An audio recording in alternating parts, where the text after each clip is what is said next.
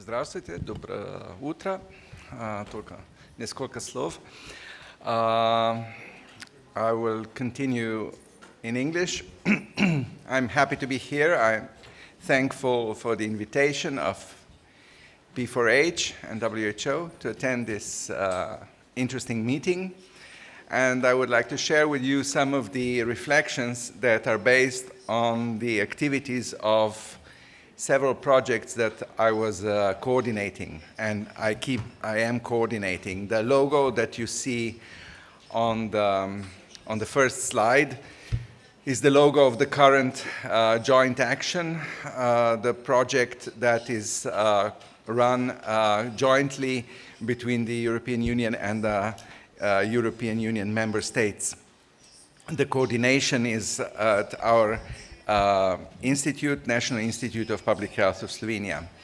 In Slovenia, we have put a lot of attention to the activities of cancer control since 2006, also the international level, and that's why I can also reflect upon several challenges. Of course, we have several characteristics of cancer which make it specific and a little bit different from other chronic diseases. There are, of course, new approaches to health promotion. In screening, the new research puts us in front of stratification challenges, new techniques and guidelines. There are new diagnostic possibilities, such as in genomics and imaging. There are new therapies that potentially bring a lot of new possibilities for treatment, but also pose a lot of challenges in terms of financing, such as CAR T-cell treatment. There is a longer survival, so it's not only about surviving or not, but it's also about the quality of that survival, and of course the comprehensiveness in the increasing burden of cancer. I decided to focus around 5 axes. The first one is structuring of cancer care and cancer control. The second one is the issue of networks.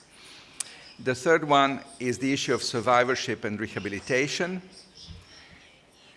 Then the issue of multidisciplinarity in oncology, and finally the issue of rising costs and HTA, which for many of you is actually one of the key aspects of your participation and of your meeting here in these 2 days.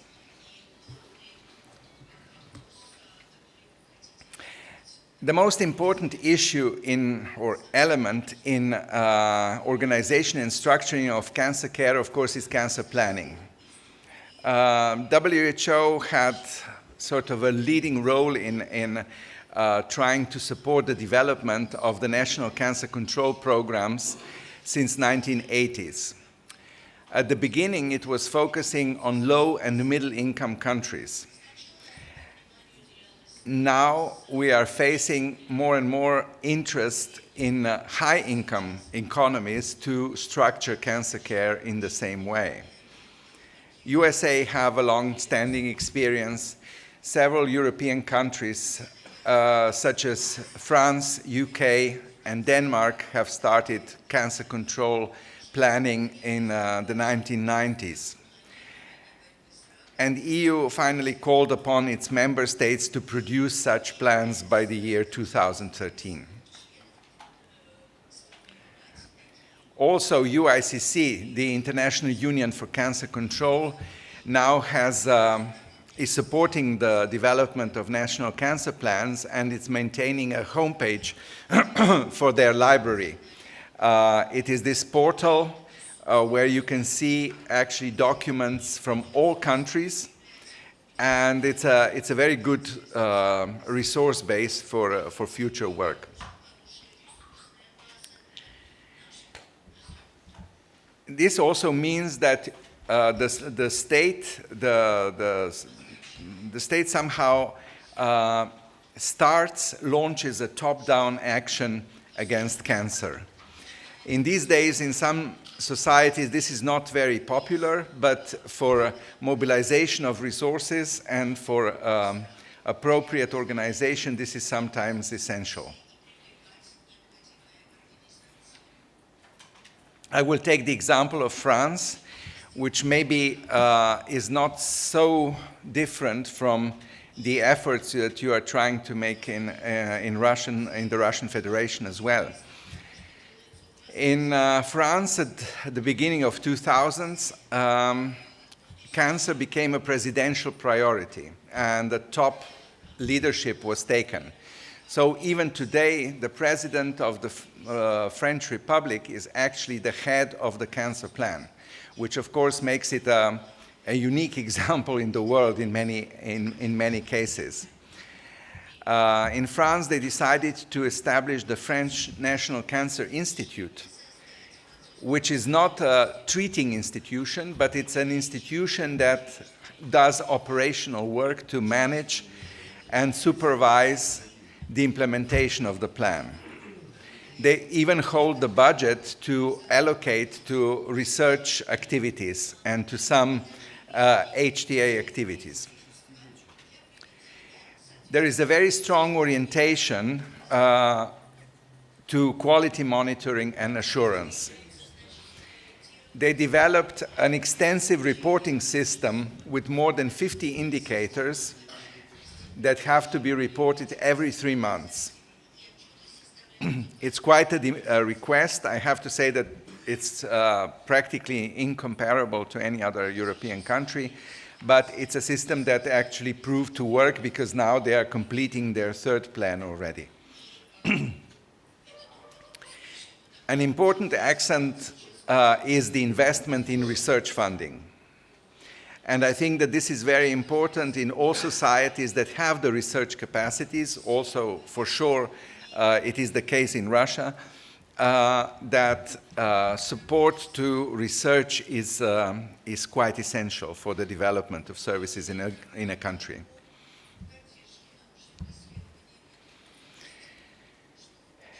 So the cancer plans are therefore important policy instruments in cancer control. I would stress 4 aspects that are very important here. One of the issues is that we need to map the entire trajectory of cancer care. In the past, everything was focusing on diagnostics and care. In reality, today, the cancer control trajectory starts with health promotion, of course, especially because in health promotion we have cross benefits with other chronic diseases such as cardiovascular diseases and diabetes, at least. And of course, there are issues related to survivorship and palliative care. There needs to be a transparency of the processes and activities for 2 reasons. First of all, because we can allocate resources to these activities and processes. And secondly, we can make each of these processes measurable and accountable.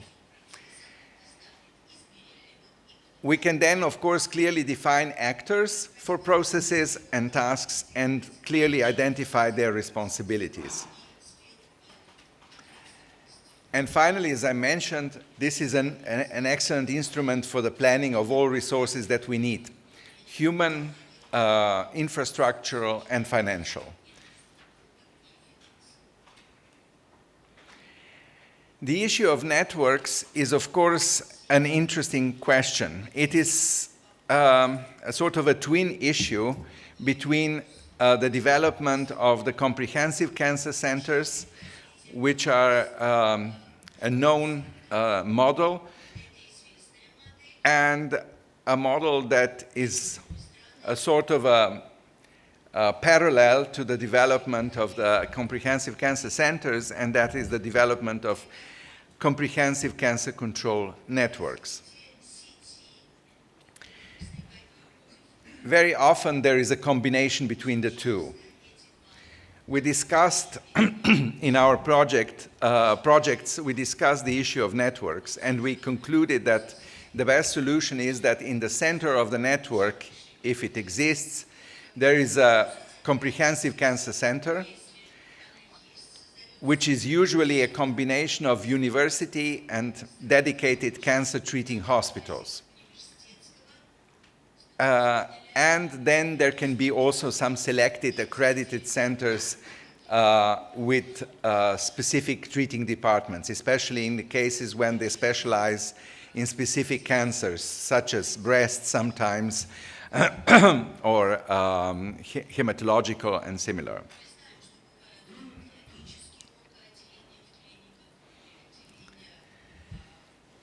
So comprehensive cancer centers have usually a highly innovative character. They have a multidisciplinary approach,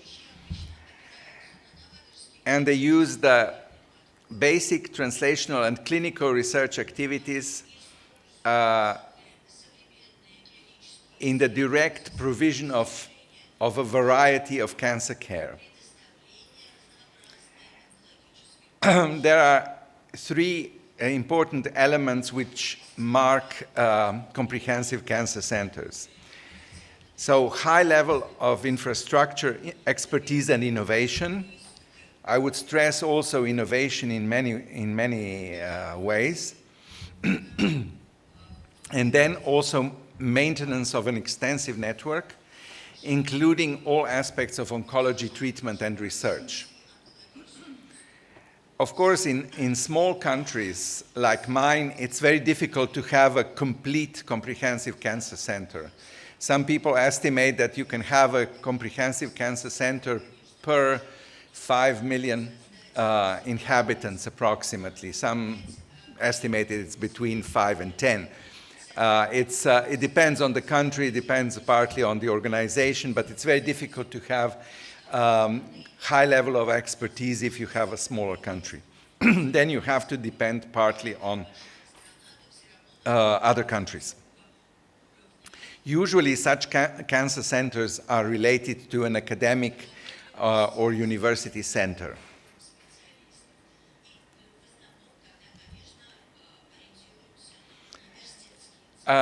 We defined some criteria for comprehensive cancer control networks. So, first of all, we defined that there should be a formal agreement for them to work together. So it cannot be a spontaneous, ad hoc groupment or grouping of departments, but it has to have a formal agreement. The care of patients is the responsibility of interprofessional teams, and they have to be multidisciplinary and tumor specific. So you have to cover the whole range of professional expertise and disciplines, and of course focus on specific tumors in each of these teams. They have to have uniform standards of care for cancer, which means that there are specific pathways that are binding for the entire network. At this point, I would like to stress the importance of patient pathways in cancer care, because I consider them as one of the key instruments of mapping care and also evaluating it. It's also one of the instruments that provides good presentation of care to patients when you are trying to explain to patients what is going to happen to them. Then they have to have a uniform system of quality assurance, hopefully also through a unified informatics system. And finally, they should provide comprehensive cancer care for all the people living in a certain geographical area. So this way, there is equality in access and improvement in outcomes and quality.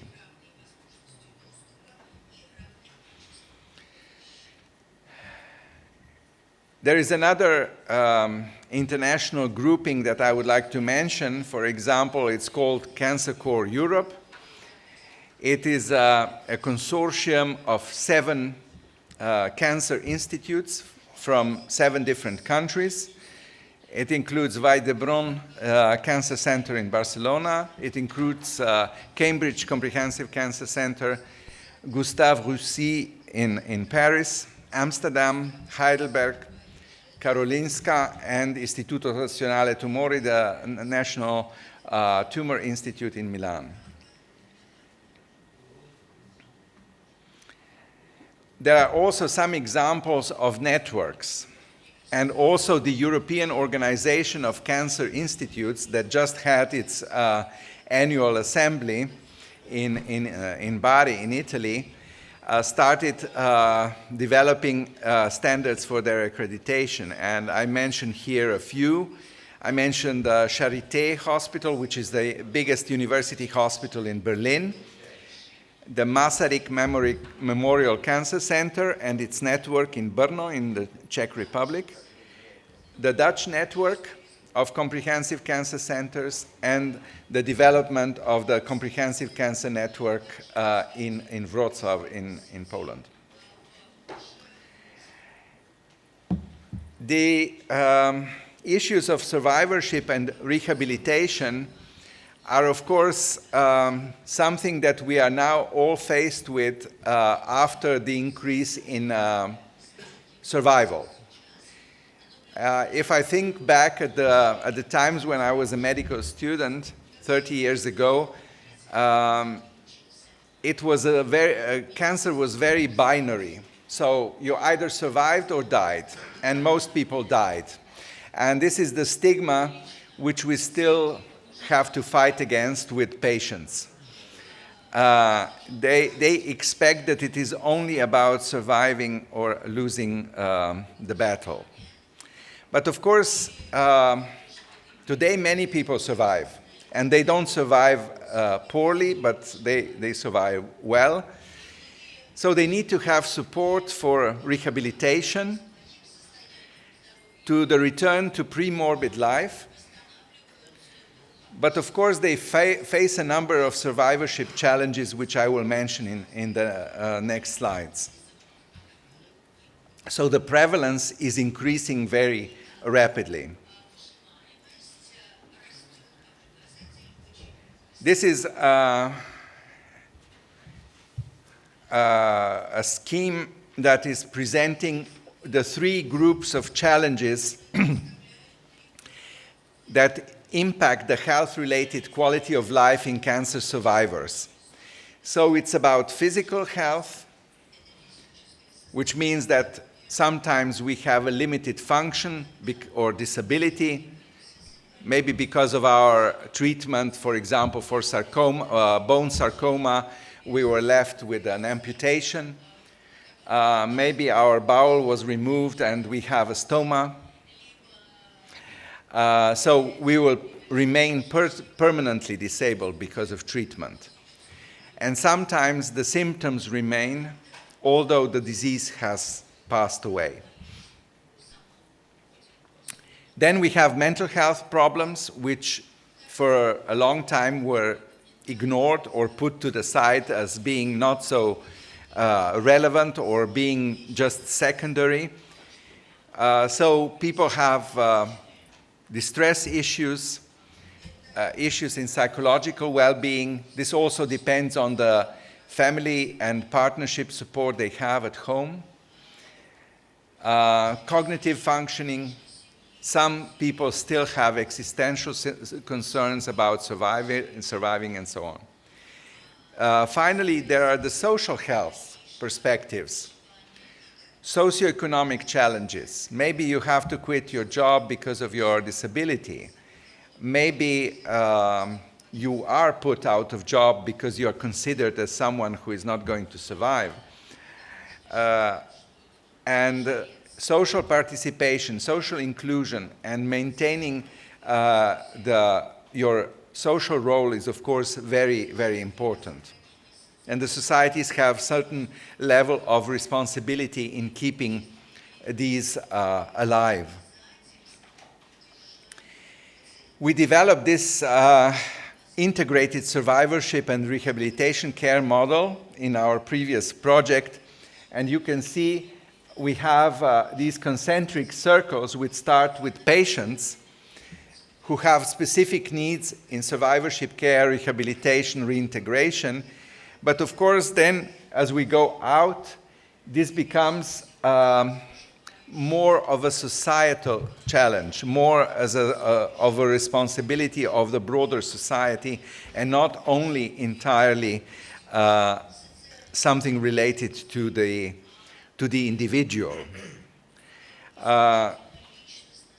This work is available freely online. There is an electronic book that you can download from the website of this project. So, if I summarize the axis number 3 in survivorship and rehabilitation, we have to ensure a high level of quality of life for cancer survivors. Following that, we need to assure quality of care and follow-up after the successful treatment. In the previous project, we examined the existence of guidelines for aftercare. And we found out that only 6 to 8 countries in the European Union had guidelines, structured guidelines for aftercare. In all other countries, aftercare depended on the cancer center or even on the individual oncologist, which of course is quite striking today when we try to formalize our care and to structure it very precisely. We would like patients to return to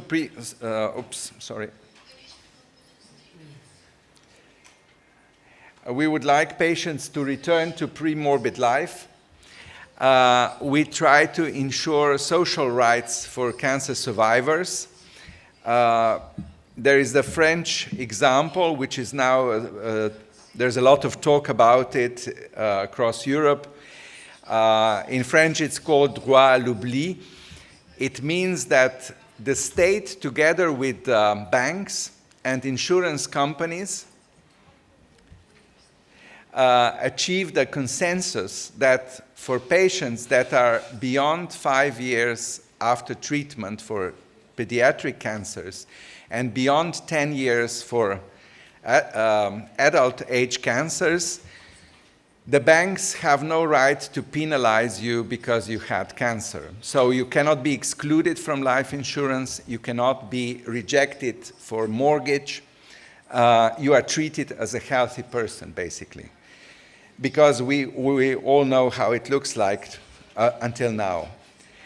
Belgium will follow this example, and hopefully also some other countries as well. So, multidisciplinarity in oncology. Of course, multidisciplinary teams are nothing new. We know them from many disciplines. But in oncology, this has several perspectives.